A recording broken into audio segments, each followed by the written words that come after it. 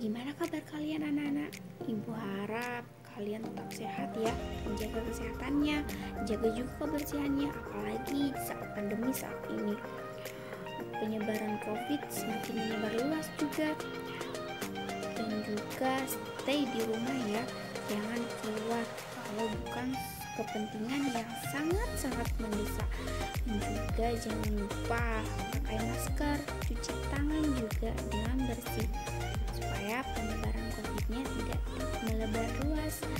Dan juga bukan berarti loh ya, jika kita stay di rumah dan kita melaksanakan lockdown atau diam di rumah, kita memutuskan untuk belajar. Tidak seperti itu. Kita dapat melakukannya dengan sistem daring yang seperti saat ini kita laksanakan. Baik, untuk membuka pembelajaran hari ini, Ibu akan buka dengan pembacaan basmalah. Ayo baca basmalah bersama-sama. Bismillahirrohmanirrohim. Baik, pembelajaran kali ini yaitu tentang sholat berjamaah. Minggu kemarin kita menjelaskan atau membahas tentang taharah ya dan bersuci. Dan sekarang kita menjelaskan tentang sholat berjamaah. Ada yang tahu nggak sholat berjamaah itu apa? Ayo, siapa yang tahu? Benar sekali, sholat berjamaah itu secara singkatnya sholat yang dilakukan oleh imam dan diikuti oleh seorang makmum.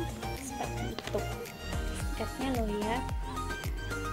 Dan sekarang Ibu akan menjelaskan tentang tujuan pembelajaran kita hari ini atau pertemuan kali ini.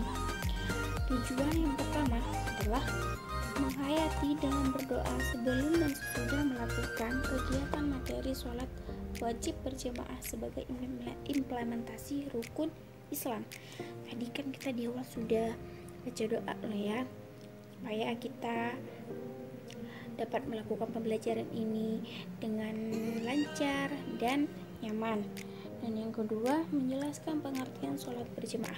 Nanti Ibu akan menjelaskan, kalian simak apa sih sholat berjamaah itu. Tadi kan Ibu menjelaskan hanya sepintas saja, ini secara detail ya.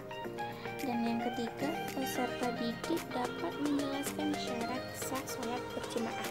Nanti Ibu juga akan menjelaskan tentang syarat sahnya sholat berjamaah. Dan yang keempat, peserta didik dapat menjelaskan makmum masbuk ketentuan sholat wajib berjamaah.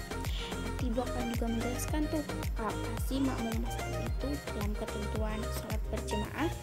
Dan yang kelima, peserta didik mampu menjelaskan halangan sholat berjamaah. Nanti Ibu akan menjelaskan juga tentang halangan dari sholat berjamaah. Baik, untuk pertemuan kali ini mari kita simak bersama-sama ya pembahasan dan penjelasan Ibu kali ini. Baik, di sini Ibu akan menjelaskan pengertian dari sholat berjamaah itu sendiri. Apa sih sholat berjamaah? Di situ sudah ada ya, sholat yang dilakukan bersama-sama sekurang-kurangnya 2 orang, yaitu imam dan makmum. Jadi dalam sholat berjamaah itu harus ada imam dan makmum loh ya. Hukumnya itu sunnah muakkad. Juga dijelaskan kebaikan sholat berjamaah itu melebihi sholat sendirian sebanyak 27 derajat. Jadi pahalanya lebih banyak loh ya sholat berjamaah daripada sholat sendirian. Kemudian syarat sah sholat berjamaah. Di situ syarat sahnya itu ada 4 loh ya. Sholat berjamaah sah apabila memenuhi syarat-syarat sebagai berikut. Yang pertama, ada imam. Pasti loh ya, kalau sholat berjamaah itu pasti ada imam. Dan yang kedua, makmum berniat untuk mengikuti imam. Dan yang ketiga, sholat dikerjakan dalam satu majelis. Yang keempat, sholat makmum sesuai dengan sholatnya imam. Jadi makmum itu harus sesuai dengan sholatnya imam atau gerak-geriknya imam. Di situ juga menjelaskan kedudukan imam dalam sholat berjamaah sangat penting. Dia akan menjadi pemimpin seluruh sholat berjamaah, sehingga untuk menjadi imam ada syarat tersendiri. Syarat yang dimaksud adalah mengetahui syarat dan rukun sholat serta perkara yang membatalkan sholat. Yang kedua, fasih dalam membaca ayat-ayat Al-Quran. Dan yang ketiga, paling luas wawasan agamanya dibandingkan yang lain. Dan yang keempat, berakal sehat. Dan yang kelima, baligh. Dan selanjutnya berdiri pada posisi paling depan. Ya, jelas dong kalau imam itu posisinya ada di depan ya.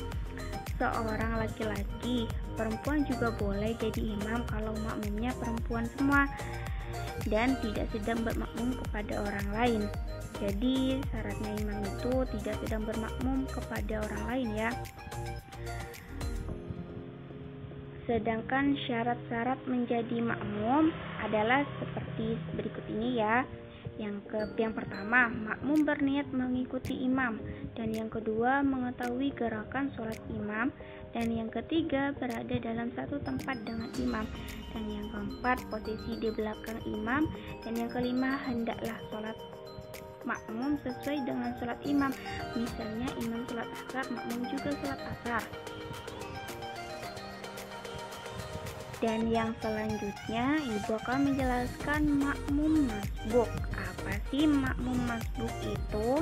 Makmum masbuk itu adalah makmum yang tidak sempat baca surat Al-Fatihah bersama imam di rakaat pertamanya.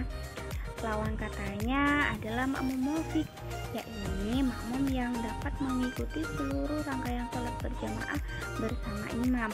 Jika kalian dalam kondisi ketinggalan berjamaah seperti itu, perlu kecermatan dalam tata cara menghitung jumlah rakaatnya. Untuk itu, perhatikan ya beberapa ilustrasi peristiwa berikut. Ibu jelaskan. Di situ ada ilustrasi pertama, ilustrasi kedua, dan ilustrasi ketiga. Ilustrasi pertama itu pada saat makmum datang untuk berjamaah sholat asar, imam masih berdiri pada rakaat pertama. Makmum berniat, kemudian takbiratul ihram dan membaca Al-Fatihah. Namun sebelum selesai membaca Al-Fatihah, imam ruku. Maka dalam keadaan ini makmum harus segera ruku juga mengikuti imam tanpa harus menyelesaikan bacaan Al-Fatihah. Makmum semacam ini masih dinyatakan mendapatkan seluruh rakaat bersama imam. Jadi pada saat imam menutup sholat dengan salam, makmum tersebut ikut salam. Dan yang ilustrasi yang kedua, pada saat makmum datang untuk berjamaah sholat asar, imam sedang wuku untuk rakaat pertama. Makmum berniat takbiratul ihram dan membaca Al-Fatihah meskipun hanya satu ayat.